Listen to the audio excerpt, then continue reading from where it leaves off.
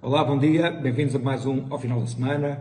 Hoje queria-vos falar de 4 coisas. Queria-vos falar um bocadinho de descobrimentos de império, queria-vos falar de revoluções, queria-vos falar do abaixo-assinado que houve conducente a condicionar o discurso das televisões e, por fim, queria-vos falar da candidatura de Carlos Moedas. Falando um bocadinho de descobrimentos, assim, está agora a existir um discurso que diz que a exaltação dos descobrimentos que é um discurso salazarista. Eu se fizer um esforço, tenho dificuldade em encontrar uma coisa mais estúpida do que esta.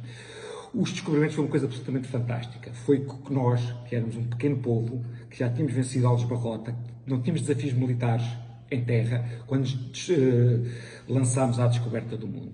Se eu pegar num livro de História Universal, qualquer que ele seja, portanto, eu tenho Portugal como protagonista e o século XV, basicamente, é um século português. Se eu for ao índice remissivo, eu encontro Portugal N citações. Assim, tudo o que seja a história de Portugal, tirando os descobrimentos, pode ser um pé de página nesse livro, ou pode não existir. Muitos poucos países têm essa grandiosidade, esse pouco privilégio de ter tido esse papel na história. E se eu pegar num livro, no tal livro de História Universal, num ponto de vista ocidental, Portugal tem esse protagonismo, mas até se pegar num ponto de vista oriental também tem. Se eu pegar num livro de História Universal, feito pelo ponto de vista japonês, aparece estar Portugal de forma consequente para a história japonesa. Quer dizer, é uma coisa absolutamente fantástica. E a exaltação disto não é ideia nenhuma do Salazar. Após os descobrimentos, os portugueses tiveram a noção que foi uma coisa absolutamente fantástica. Portanto, a primeira pessoa que se calhar tornou isso claro, foi Camões, quer dizer, os Lusíadas é um hino aos descobrimentos portugueses e para quem não sabe muito de cronologia, o Camões viveu muito antes do Salazar. Portanto, é absolutamente belo, quer dizer, o que lá está quando se diz aqueles que deram novos mundos ao mundo, aqueles que são da lei da morte libertante. Quer dizer, eu acho que é difícil uma pessoa não se empolgar quando pensa nisso e quando fala nisso.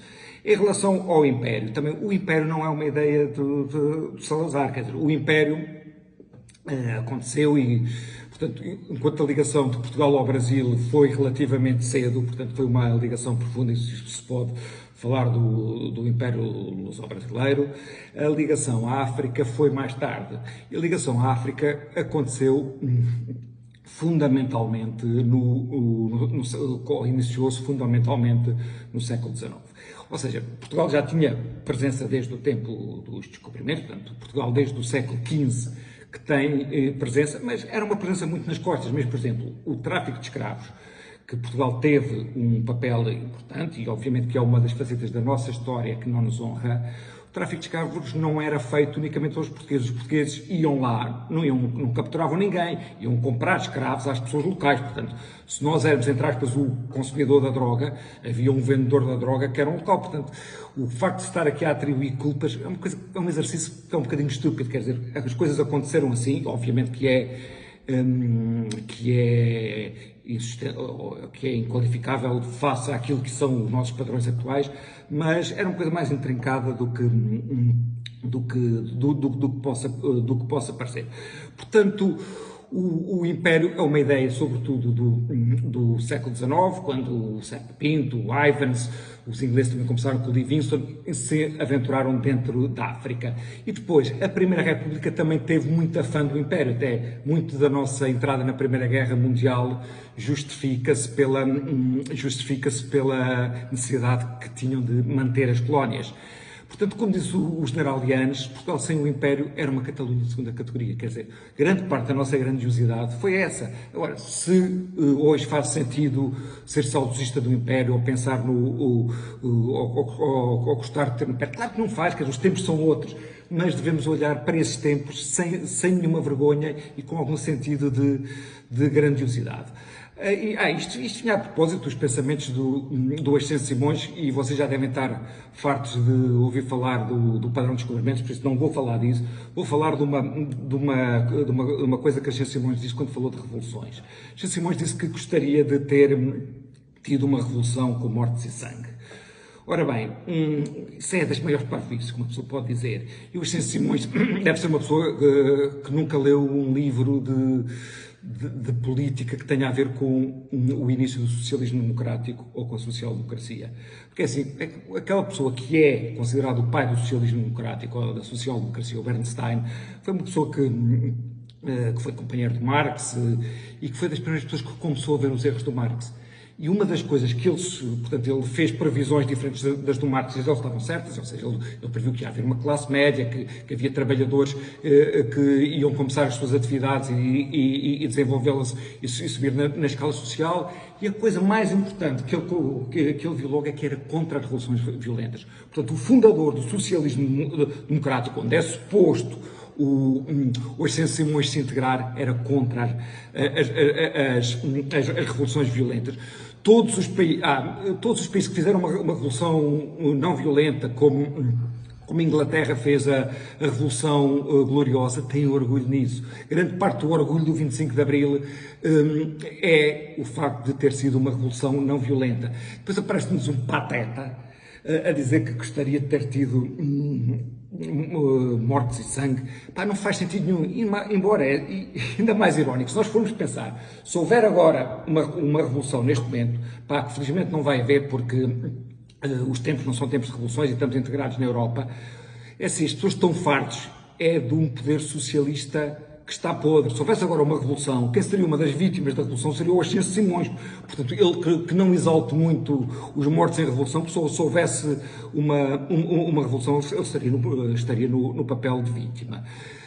Falando agora também do abaixo-assinado que houve conducente a condicionar as televisões. Esse abaixo-assinado que apareceu no público. É uma coisa absolutamente anedótica. Faz-me lembrar quando o Estado Novo estava a dar os últimos secretores, via-se que aquilo já era uma fruta podre que ia cair, um conjunto de militares com uma certa idade foram dar a solidariedade ao chefe de Estado. Portanto, isso foi chamada Brigada do Reumático. Portanto, o que estas pessoas estão agora aqui a fazer é uma coisa que está muito próximo da Brigada do Reumático. São pessoas que não entenderam a mudança dos tempos. São pessoas que normalmente são velhas. Eu, quando estou a dizer velhas, não é porque são pessoas que têm muita idade, porque eu conheço imensos jovens de 80 e tal anos, mas são pessoas que não veem que estão a fazer exatamente aquilo tudo que condenaram. Assim, nós temos sempre uma Teresa Horta, que foi vítima da censura durante o Estado Novo, digamos, a assinar um documento que pede, no fundo, é a censura. Nós temos uma Isabel do Carmo que transportou bombas, digamos, a pedir agora contenção. Nós temos o Manuel Carvalho da Silva a dizer para as pessoas das profissões não aparecerem tanto na televisão. Vocês veem, por exemplo, o Tiago Rodrigues, que dizem que é um excelente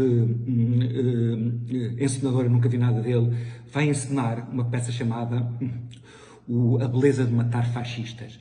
Eu até acho que se calhar não é muito legítimo encenar uma peça dessas no Teatro Nacional, mas uma pessoa que vai encenar uma peça chamada A Beleza de Matar Fascistas pede, digamos, que se faça a censura do outro lado. Vocês já viram o ridículo disto tudo? De facto, a expressão não se enxergam aplica-se aqui perfeitamente. Por fim, falar um bocadinho e muito rapidamente da candidatura de Carlos Moedas a Lisboa. Sim, eu tenho sido muito crítico da forma como o Rui Rio tem tido as rédeas do PSD. No caso de Carlos Moedas, eu acho que ele fez a melhor escolha que podia ter feito. Sim, nós em Portugal precisamos de pessoas com qualidade, pessoas que não precisem da política para nada. Ou seja, a política é uma causa nobre, mas as pessoas devem estar na política porque têm sentido de missão e não porque não têm onde cair mortos. Que Carlos Moedas podia estar em qualquer empresa privada a ganhar 4 vezes mais do que aquilo que vai ganhar para a política. Carlos Moedas é tudo menos um medíocre. Ou seja, nós, para nos livrarmos da mediocridade, precisamos de Carlos Moedas, pessoas como o Carlos Moedas na política. Ou seja, é menos pessoas como o Carlos César, menos trambolhos daqueles e mais pessoas como o Carlos Moedas que nós precisamos. Portanto, basicamente era isso que eu queria falar convosco e até para a semana.